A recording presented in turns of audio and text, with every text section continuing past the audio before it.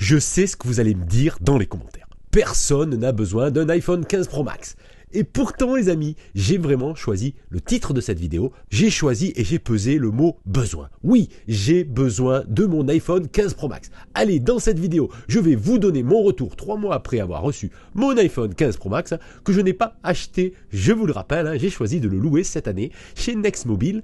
Pour en savoir plus, c'est dans la description avec même un code de parrainage giga content. Allez, l'idée de cette vidéo, c'est de partager avec toi les évolutions les plus marquantes des iPhone 15 Pro, mais aussi de te démontrer que finalement, tu n'en as pas besoin, mais que moi, si. Ce sera l'occasion de vous parler aussi un peu de moi, de mon job, de mes activités pro. Allez, mais il manque un truc, non?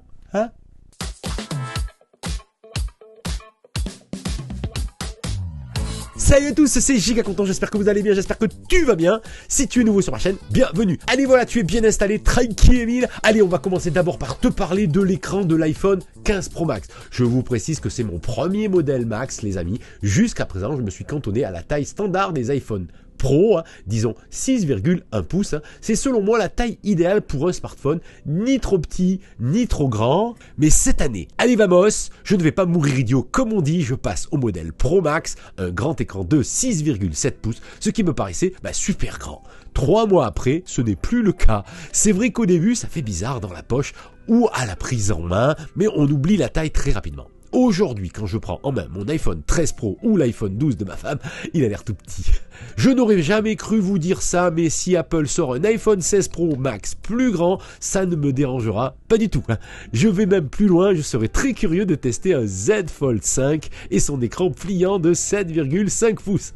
C'est sûrement dû à ce vieux rêve que je fais parfois, un seul appareil pour tout faire, un iPhone Max Ultra à la place de mon MacBook Pro ou d'un iPad Pro. Bref, un joujou qui fait tout.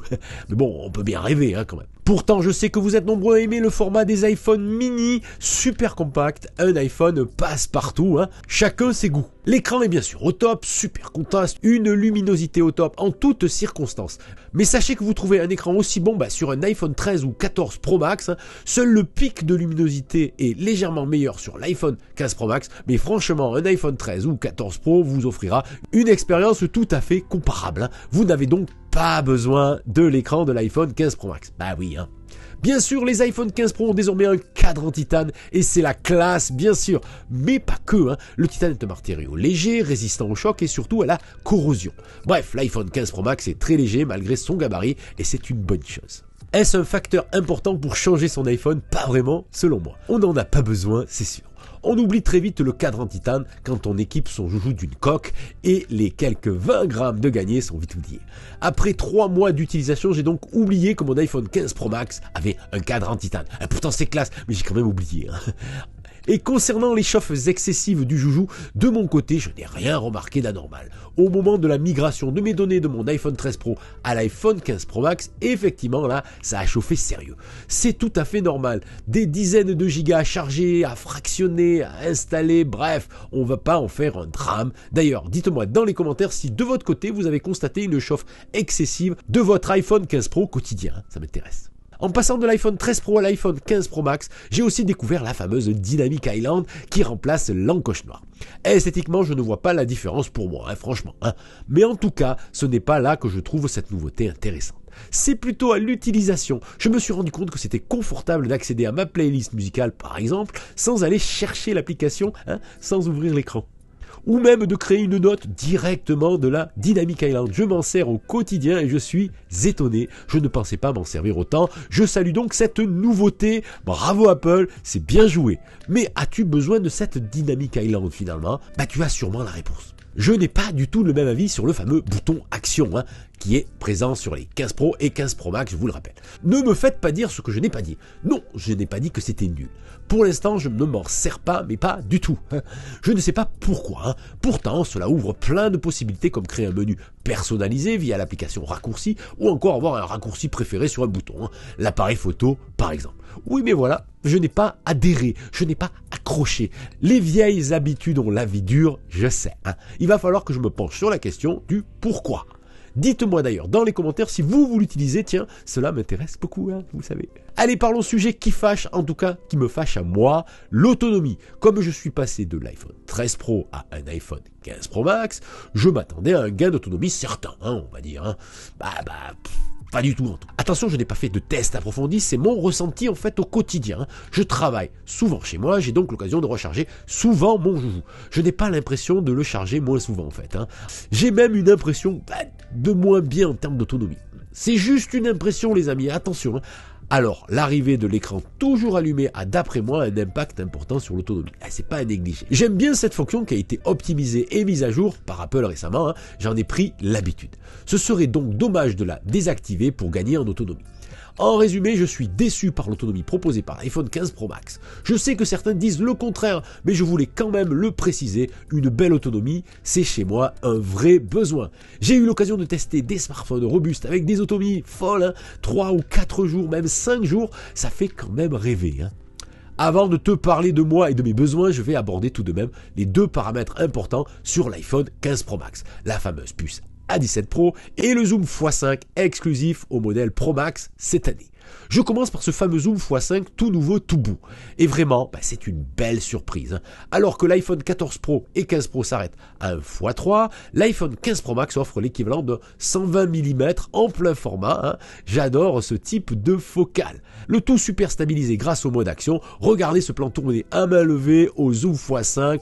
Je trouve ça super convaincant. Du piqué, de la stabilité, rien à redire. Bien sûr, en photo, c'est aussi bon. Cela offre aux amateurs de photos une belle alternative à un x2 ou à un x3. Mais bon, soyons sérieux, ça change pas le monde, ça ne va pas changer votre vie numérique non plus. Hein. Mais pour moi, ça change tout, ou presque.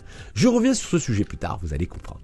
Je ne vais pas vous sortir la fiche tech de la puce A17 Pro, gravée en 3 nanomètres, je vous le rappelle, mais elle a clairement de sacrés atouts avec par exemple la gestion du Ray Tracing, ce qui ravira les amateurs de jeux AAA, les jeux vidéo très gourmands en puissance.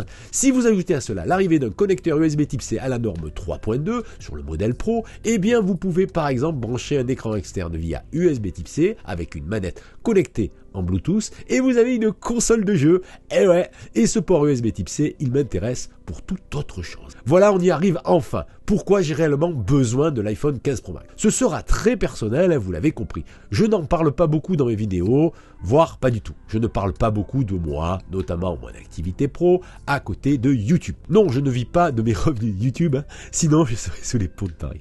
Bref, je suis indépendant dans l'audiovisuel pour faire court. L'une de mes activités concerne la formation. J'anime des formations en entreprise autour de la vidéo mobile. En gros, comment tourner et monter des vidéos pro avec un smartphone. Et j'adore ça, vraiment. Eh oui. Et là, vous comprenez mieux le titre de cette vidéo. Besoin. L'iPhone 15 Pro Max répond enfin à des besoins de vidéastes professionnels grâce donc à la conjonction de 3 nouveautés. La puce A17 Pro qui offre la puissance de traitement nécessaire à la vidéo en ProRes, le zoom x5 qui offre désormais une latitude plus importante dans la grammaire de l'image, et enfin le fameux port USB Type C en 3.2. On peut donc par exemple connecter un disque dur SSD rapide pour enregistrer ses rushs vidéo sans limite, et ça change tout. L'iPhone 15 Pro est donc bien plus qu'un smartphone premium. Dans mon cas, c'est à la fois ma caméra principale pour ma chaîne YouTube, mais aussi un outil formidable dans l'exercice de mes formations et de mon travail. Sa puissance ouvre aussi des possibilités en termes de montage. Hein. Une vidéo de qualité pro de A à Z, de la création de contenu à la diffusion, tout ça avec un smartphone. Vous comprenez mieux, j'espère, pourquoi j'ai besoin de mon iPhone 15 Pro Max au quotidien et que j'en suis globalement giga content. Voilà pour cette vidéo sur mon retour d'expérience avec l'iPhone 15 Pro Max 3 mois après. J'espère que vous avez aimé la vidéo. Si c'est le cas, voilà. Prenez soin de vous, résistez quand même à la nouveauté. À demain ou à plus tard. Salut!